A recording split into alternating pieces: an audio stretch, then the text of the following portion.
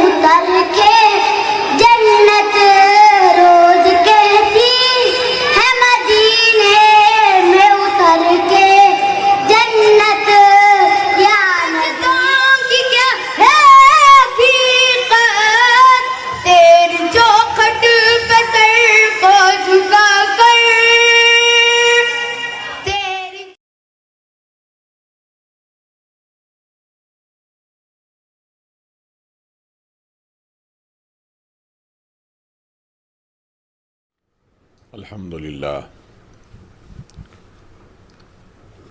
آج یہاں کے لوگوں کی دعوت پر جو ہر سال کی طرح امسال بھی میلاد النبی صلی اللہ تعالیٰ علیہ وسلم، جسے ہمارے پروفیٹ محمد صلی اللہ تعالیٰ علیہ وسلم کا برتھ ڈے، آپ کی ولادت مولود کہتے ہیں، ہر سال یہ لوگ مناتے ہیں اور ہر سال کسی نہ کسی شاندار عالم دین کو بلا کر حضور پاک صلی اللہ علیہ وسلم کے اخلاق، کیریکٹر، مورل بیہیویئر اور آپ نے جو دنیا کو پیغام دیا اس سے متعلق لوگوں کے سامنے بات رکھی جاتی ہے۔ یہ سچ ہے کہ میلاد مصطفیٰ صلی اللہ تعالیٰ علیہ وسلم سے متعلق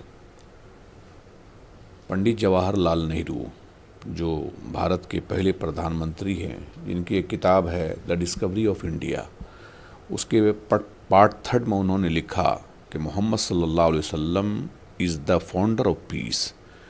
محمد صلی اللہ تعالیٰ علیہ وسلم امن و شانتی کے بانی ہیں، اگر وہ نہ ہوتے تو پوری دنیا میں امن و شانتی نہیں ہوتی۔ دنیا کی جتنی کتابیں ہیں، کسی بھی مذہب کی کتابوں کو اٹھا کر دیکھیں گے تو ہر مذہب کی کتابوں میں یہ لکھا ہے کہ محمد صلی اللہ تعالیٰ علیہ وسلم جب آئے تو پوری دنیا کی جہالت دور ہوئی، انسانوں کے اندر انسانیت پیدا ہوئی، لوگوں کو جینے کا طریقہ معلوم ہوا، نہیں تو ایک دوسرے کے دشمن، حتیٰ یہاں تک کہ ایک باپ اپنی بیٹی کو زندہ زمین میں ڈال دیتا تھا۔ حضور کے آنے سے پہلے اسی بھارت میں ایک بادشاہ تھا جو سندھ کا نام آپ نے سنا ہوگا۔ سندھ میں ایک بادشاہ تھا جس کا نام راجہ داہر تھا۔ اس کی حکومت میں چھوٹی بچیاں پیدا ہوتی اور زمین میں درگور کر دی جاتی تھیں، مگر جب انہوں نے اسلام کے بارے میں سنا اور پروفیٹ مصطفیٰ صلی اللہ علیہ وسلم کا ایک مبلغ جس کا نام محمد ابن قاسم تھا، ہندوستان کی سرزمین پر پہلی مرتبہ وہ آئے اور انہوں نے کہا کہ اس بچی کو آپ بلا وجہ کیوں زمین میں ڈال رہے ہیں؟ تو کہا ہمارے یہاں پرمپرا ہے، ہم بچیوں کو زمین میں ڈال دیتے ہیں، مار دیتے ہیں، ہم اسے زندہ نہیں رکھتے۔ انہوں نے کہا کہ اگر تم اس بچی کو مار رہے ہو تو پہلے مجھے آگ میں ڈالو۔ وہ خود آگ میں چلے گئے, آگ نے اس کا کچھ بال بیکا نہیں کیا. اس طرح سے پھر راجہ داہر نے دیکھا اور ان کے دل میں آ گیا, انہوں نے پھر بچیوں کا قتل ختم کر دیا. سمجھ میں یہ آیا کہ میرے آقا صلی اللہ علیہ وسلم, پروفٹ محمد صلی اللہ علیہ وسلم کے آنے سے پوری دنیا میں امن و شانتی پیدا ہوئی, انسانیت پیدا ہوئی. ہم یہی سبق دینے کے لیے یہاں بھی آئے ہیں کہ ہمارے ملک کے اندر بھی امن و شانتی پیدا ہو, ہمارے محلے کے اندر بھی امن و شانتی پیدا ہو, انسانیت کو پہچانیں, کوئی کسی کا دشمن نہ ہو. اور اس بھارت کے اندر جو دوسری قومیں یعنی انگریز وغیرہ نے ہم ہندو مسلمان کے خلاف جو چاپلوسی کر کر کے ہمیں الگ کرنے کی کوشش کیا, ہم یہ سبق سناتے ہیں کہ ہم دونوں کل بھی ایک تھے, آج بھی ایک ہیں اور قیامت. سال بھی جشن عید میلاد النبی منایا جا رہا ہے, اور یہ بالکل ہمارے بچپن سے بھی, میں یوں کہنا چاہوں گا پچھلے 100 سالوں سے بھی یہ عید کی طرح منایا جاتا ہے. اور سب لوگ گاؤں کے مل کر محبت سے ایک جلسے کا انتظام کرتے ہیں, جس میں چھوٹے چھوٹے معصوم بچے نعت, تقریر, حمد و ثنا پیش کرتے ہیں.